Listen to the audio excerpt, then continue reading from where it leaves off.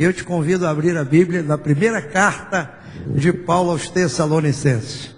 Chegou mais um grupo, né, irmã Raquel?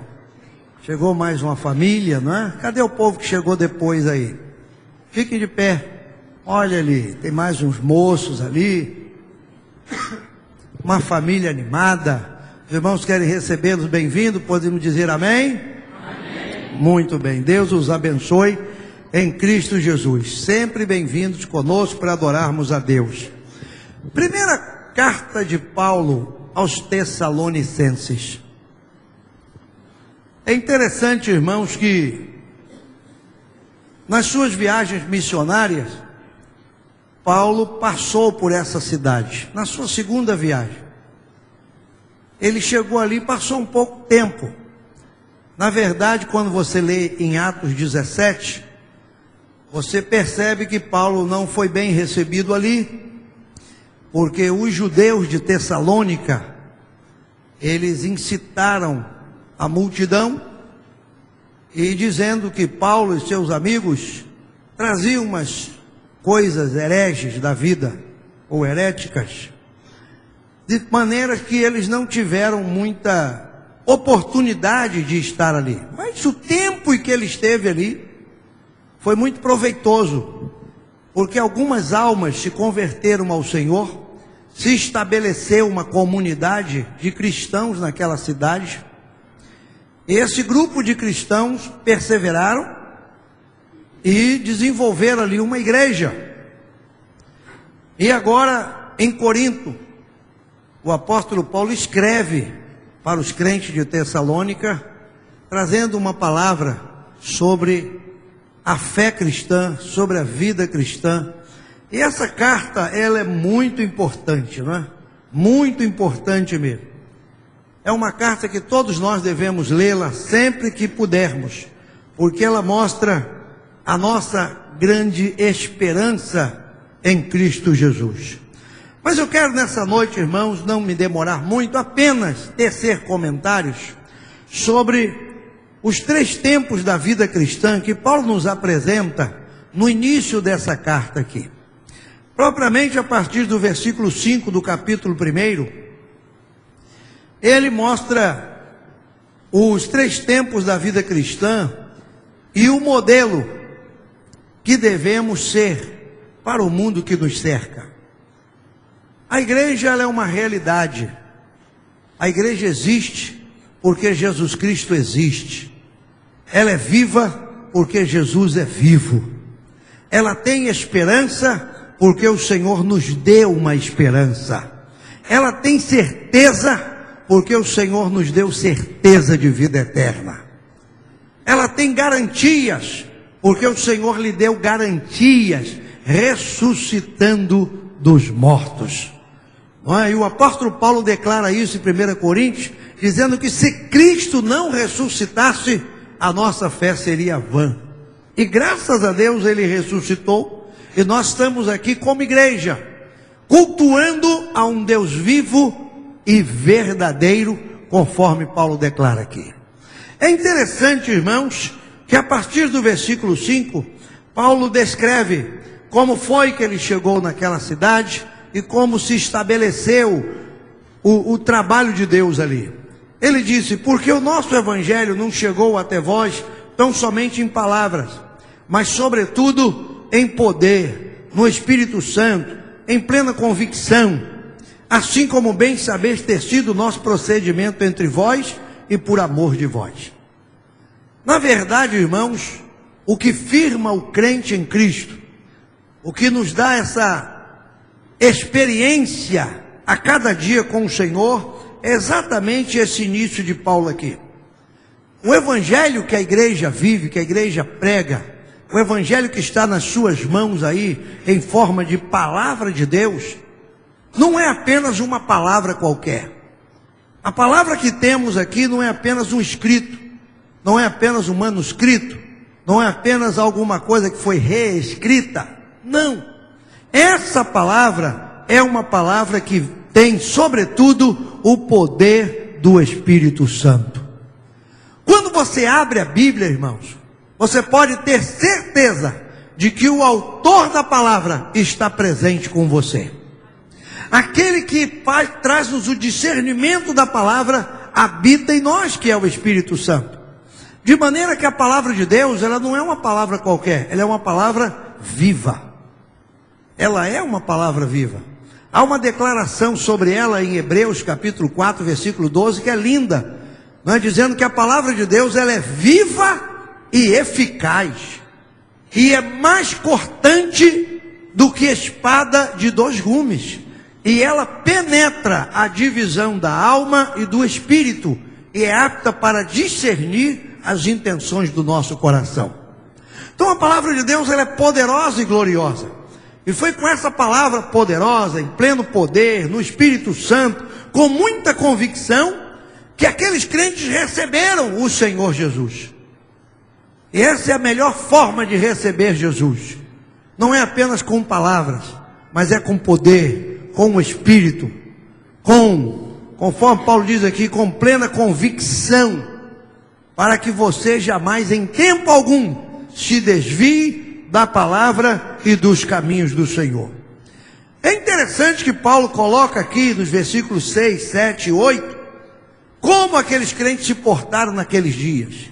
Paulo dá testemunho da fé daqueles crentes, da alegria que eles tinham, e da maneira como aquela fé e o seu modo de viver repercutiu em toda a Macedônia, em toda a Caia, na Ásia daqueles dias.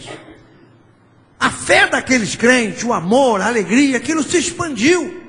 Porque na verdade, irmãos, vida cristã sem fé, sem alegria, sem esperança, sem evangelização, ela não é uma vida cristã. Torna-se uma religião, um agrupamento, não é? Uma coisa enfadonha. A vida cristã, ela deve ser vivida com amor, com fé, com alegria, com esperança, com evangelismo, falando desse amor para outras pessoas, de maneira que contagie aquele que está do nosso lado. A igreja precisa viver essa experiência, de poder contagiar alguém mais. Se nós não contagiamos, irmãos, se nós não expressamos para as pessoas a alegria que temos, a certeza que temos, a convicção que temos, a fé que temos, que tipo de crente somos nós? Não é? As pessoas olham para nós e nos veem diferente, e descobrem que somos crentes em Cristo Jesus.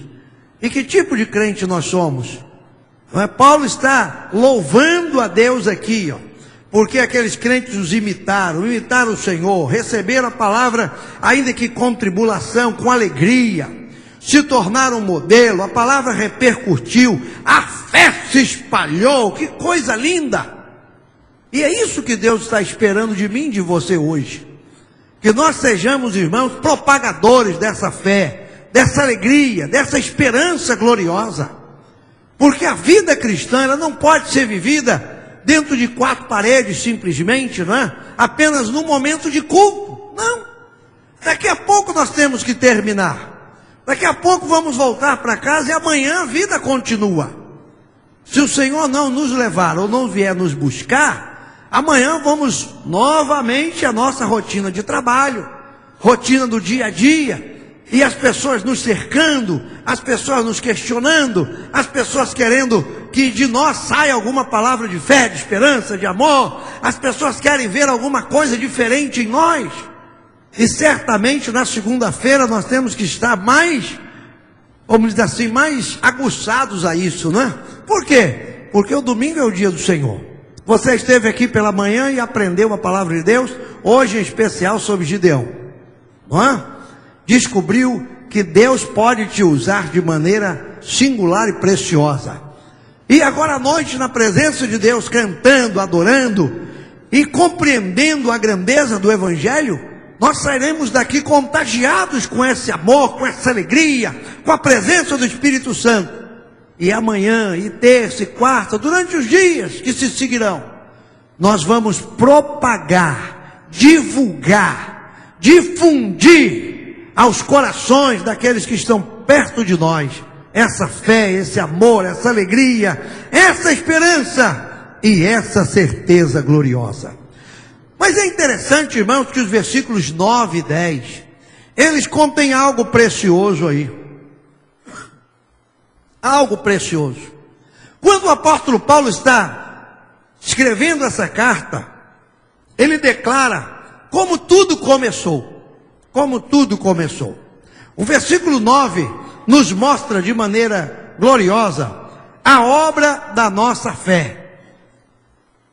A fé daqueles crentes, a fé daquelas pessoas, foi tão forte a ponto de, olha o que diz o versículo 9: pois eles mesmos, no tocante a nós, proclamam que repercussão teve o nosso ingresso no vosso meio, e como, deixando os ídolos, vos convertestes a Deus. Tessalônica, naqueles dias, era como os dias de hoje. Havia muitos ídolos naqueles dias, como hoje também. Há muitos ídolos. Os adolescentes têm seus ídolos, não é? Os que cantam aí, enfim. Os jovens têm seus ídolos. Os mais fervorosos têm outros tipos de ídolos. E as pessoas estão sempre buscando em alguma coisa um ídolo. Ídolo é aquele em quem confiamos, em quem acreditamos, em quem nos espelhamos, em quem respeitamos e que procuramos imitá-los. Não é verdade? Procuramos imitá-los. E muitas pessoas ainda estão presas a isso, vivendo debaixo de ídolos, buscando nos ídolos solução para seus problemas, para suas situações. Quando Paulo chegou em Tessalônica, era assim. As pessoas não tinham outra coisa, não conheciam o Deus verdadeiro, e viviam presas a esse tipo de situação. A religião era simplesmente uma religião voltada para ídolos. E aí essas pessoas, conhecendo o Senhor, conhecendo o poder da palavra de Deus, a fé verdadeira em Cristo, na unção e na graça do Espírito Santo, eles se convertem. E é interessante que Paulo diz aqui: vos convertestes a Deus, deixando os ídolos. A palavra converter, irmãos, é uma palavra tão simples. Ela está no nosso dia a dia. Já percebeu isso? Por exemplo, você segue essa avenida aqui, rumo ali ao Gardênia, e de repente você diz: opa, estou indo na direção errada. Você procura a primeira posição que tiver, a primeira ocasião, e volta. O que você acabou de fazer? Hein? Uma conversão. Você acabou de fazer uma conversão. Você estava indo num sentido e de repente, epa, desce não. Aí, volta. Acabaste de fazer uma conversão. Conversão é isso. É você estar indo numa direção e de repente a palavra de Deus, o Espírito Santo, alguém te diz: ó, não é por aí, esse não é o caminho. Aí você percebe, entende, avalia e diz: espera lá, a pessoa tem razão, a palavra tem razão, o que eu ouvi tem razão, deixa eu avaliar minha vida, vou dar uma reavaliada aqui. Reavalia, percebe aí, ó, muda de direção. Isso é conversão. Paulo está dizendo isso aqui, que aquelas pessoas, quando deixaram os ídolos, eles não ficaram vagando ao léu. Deixaram os ídolos, e agora? O que vamos fazer da nossa vida? Eles deixaram o caminho da idolatria e tomaram um novo caminho. E aí Paulo diz aqui: se converteram a Deus. Se converteram a Deus. A verdadeira conversão, irmãos, ela é a Deus, à vontade de Deus, à palavra de Deus, aos propósitos de Deus. Infeliz o homem e a mulher que se converte a uma religião. A religião é terrível. Ela tem dogmas, preceitos, conceitos, não é? A religião puxa para cá, puxa para lá. Feliz o homem, feliz a mulher que se converte a Deus, ao Deus vivo e verdadeiro, ao Deus que tem a sua palavra como regra de fé, conduta, prática. E aí ele tem a palavra de Deus para se espelhar, ele tem a palavra de Deus para se educar, tem a palavra de Deus para viver, tem a palavra de Deus para cumprir. É disso que Paulo está falando. Eles se converteram a Deus de maneira preciosa e gloriosa. Só que a conversão, irmãos, ela é acompanhada de algo precioso. Toda pessoa que se converte a Deus, ele não pode ficar parado. Não. Paulo diz que eles se converteram, e aí está o segundo tempo da vida cristã. É a abnegação do amor, que é servir ao Deus vivo e verdadeiro. A conversão é importante, é preciosa. Agora, apenas converter e parar não vai te levar a lugar algum. Converter e ficar também não vai te levar a lugar algum. Converter e ficar largado por aí também não resolve. Você precisa se converter e servir ao Deus vivo e verdadeiro. O serviço a Deus, irmãos, é uma das grandezas do Evangelho. Porque quando Jesus Cristo esteve aqui na terra, Ele declarou a que veio. Ele disse: o Filho do Homem não veio para ser servido, Ele veio para servir e dar a sua vida em resgate de muitos. Qual foi o propósito de Jesus vir à terra? Passear? Declarar-se Filho de Deus? Ser ovacionado, aclamado, reverenciado, né?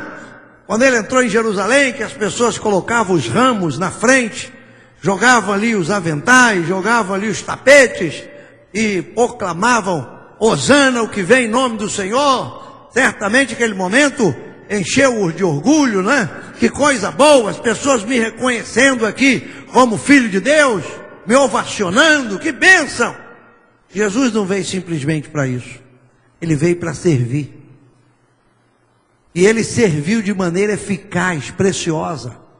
Lá em João capítulo 13, a Bíblia nos relata que no momento da ceia, como este aqui, o Senhor Jesus tomou uma toalha, certamente colocou-a sobre o pescoço, tomou uma vasilha com água e começou a lavar os pés dos discípulos. A Bíblia fala isso lá em João capítulo 13. E Ele começou a lavar-lhes os pés. E um por um, certamente, olhando aquele ato, ficavam perplexos. Como pode o mestre lavando os meus pés? Quando chega o momento de Pedro, Pedro reclama, né? Senhor, tu não vais lavar os meus pés, eu é que vou lavar os seus pés. E aí, Jesus Cristo disse solenemente: Pedro, se eu te não lavar, você não tem parte comigo. Quando termina de lavar os pés, Ele disse uma coisa: eis que vos dei o exemplo. Sabe de quê? De serviço. De serviço. A vida cristã, irmãos, ela só tem sentido se nós trabalharmos, se nós servirmos. Nos convertemos para quê? Para continuar. Nos convertemos não é para parar na calçada, não convertemos para parar no estacionamento, não convertemos para ficar ali estagnado, não. Deixamos uma mão, entramos em outra para continuar a vida. De que maneira? Servindo ao Senhor com alegria. O Salmo 100 diz isto, não é? O Salmo 100 diz: servi ao Senhor com alegria, apresentai-vos a Ele com cânticos. Sabei que o Senhor é Deus, foi Ele e não nós, que nos fez povo seu e ovelhas do seu pasto. Então a melhor maneira, irmãos, de nós continuarmos a vida cristã, a melhor maneira da gente poder se apresentar a Deus, é servindo o Deus vivo e verdadeiro.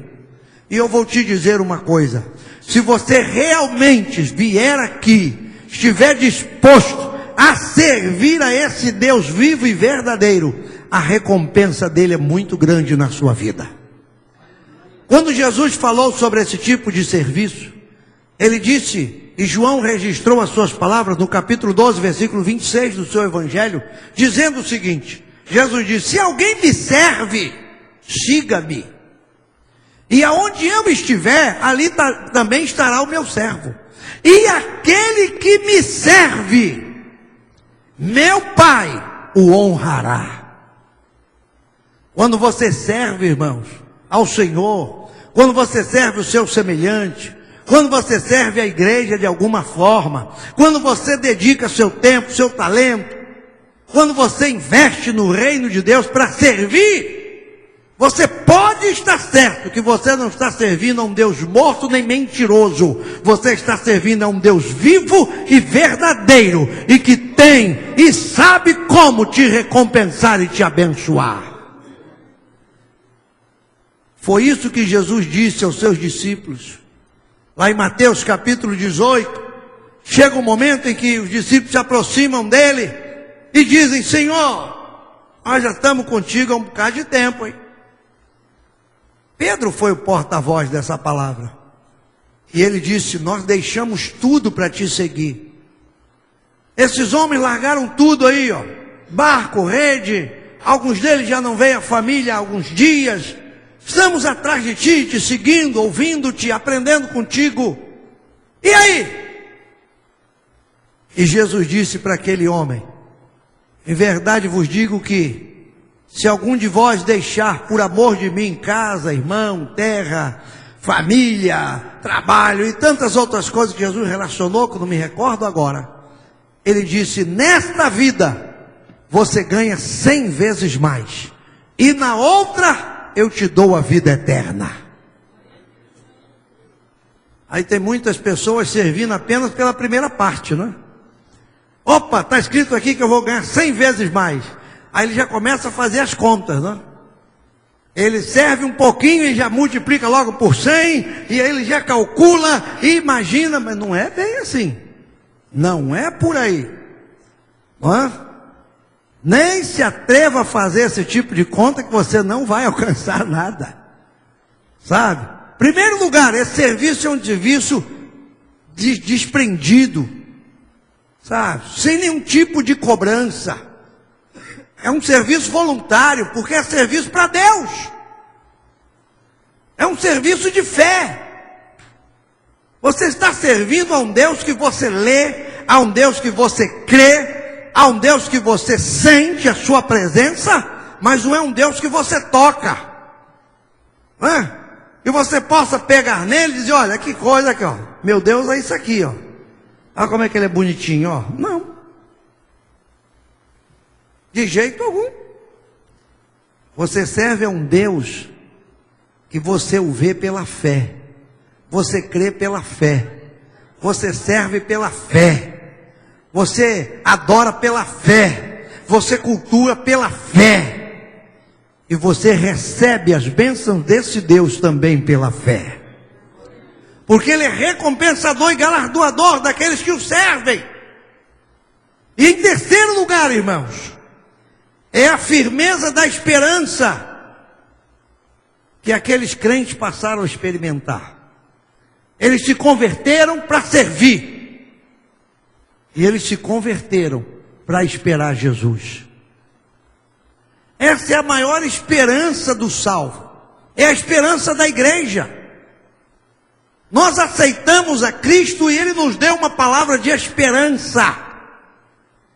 O apóstolo Paulo, quando escreveu a sua carta a Tito, um jovem obreiro, que pastoreou algumas igrejas, que Paulo enviava para ajudar os crentes daquela época, ele escreve uma carta a esse moço. E no capítulo 1, no versículo 2, ele disse: Tito, nós fomos salvos em esperança de vida eterna, a qual Deus, que não pode mentir, nos prometeu antes dos tempos dos séculos. A salvação, irmãos, é uma salvação de esperança. A vida eterna é uma esperança que está ligada à salvação. Quando nós nos convertemos ao Deus vivo e verdadeiro, essa esperança vem junto. Não é algo que você vai adquirir amanhã ou depois, não. Nós já somos salvos em esperança. E essa esperança é gloriosa. É a esperança de vida eterna. É a esperança de que Jesus virá. Paulo diz que eles foram convertidos para servir o Deus vivo e verdadeiro e aguardar dos céus o seu Filho. Esperar. Estamos cultuando a Deus hoje, de que por que estamos aqui? Viemos aqui para esperar. Vamos terminar esse culto daqui a pouco, vamos para casa, na mesma esperança. Vamos viver nos dias seguintes que virão, dentro dessa esperança. Porque essa esperança, irmãos, é algo que está no nosso coração. E ela foi colocada aqui de maneira profunda e gloriosa. Quando o apóstolo Paulo, em Romanos capítulo 5, ele fala das grandezas do reino de Deus, ele diz uma coisa. Paulo diz assim: e nos gloriamos não apenas nisso, mas também nos gloriamos nas tribulações. Porque a tribulação produz o quê? A paciência. Aí Paulo diz assim: e a paciência produz o quê? A experiência. E a experiência produz o quê? Esperança. Esperança. A esperança é uma das coisas mais preciosas do Evangelho. Mais preciosas do Evangelho. O crente vive nessa expectativa, nessa esperança de que o Senhor virá para buscar a sua igreja. E se Ele não vier e nos chamar, nós também vamos na mesma esperança. Porque temos certeza que Ele está do outro lado para nos receber. Ele nos deu essa esperança de vida eterna. Então uma vida cristã, irmãos, ela é algo precioso. Quando vivida dessa forma, quando vivida dessa maneira, é uma vida de conversão, é uma vida de serviço, é uma vida de esperança, é uma vida de proclamação, é uma vida que contagia, é uma vida de alegria, é uma vida de fé, de certeza, de poder do Espírito Santo na nossa vida. Aí sim, vivemos a grandeza do reino de Deus na terra. E é isso que Deus quer para nós essa noite. É isso que Deus quer para mim e para você no culto de hoje. Que nós saiamos daqui abençoados com essa palavra, renovados e fortalecidos. E se você que está conosco hoje ainda não experimentou isto, talvez você conheça o Evangelho, mas ainda não teve a experiência do Evangelho. Ouviu falar de Jesus, mas ainda não teve uma experiência de salvação com Jesus. Já se converteu a muitas coisas. Foi preciso durante a sua vida converter-se de caminhos errados, de atitudes erradas, de posições erradas, mas você ainda não experimentou a maior conversão, que é se converter ao Deus vivo e verdadeiro.